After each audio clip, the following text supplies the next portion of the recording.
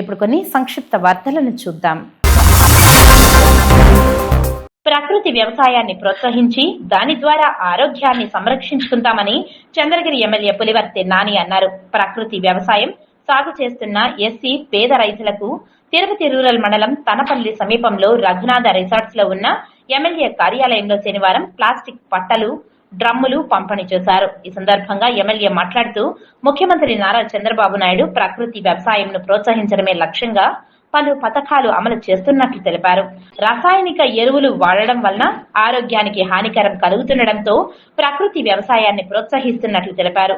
స్థానికంగా లభ్యమయ్యే ఆకులు, అలుములు, పశువుల మూత్రం, పేడ, పుల్లటి మజ్జిగ, బెల్లం, మిరపకాయలు వంటి వాటితో ఘన, ద్రవ, బీజామృత, జీవామృతాలను, కషాయాలను పెద్ద మొత్తంలో తయారు చేయడానికి డ్రమ్ములను ప్రభుత్వం అందిస్తుందని తెలిపారు. పండించే పంటలను నాణ్యతగా నూర్పిడి చేసుకోవడానికి ప్లాస్టిక్ పట్టలు ఎంతగానో ఉపయోగపడతాయని తెలియజేశారు.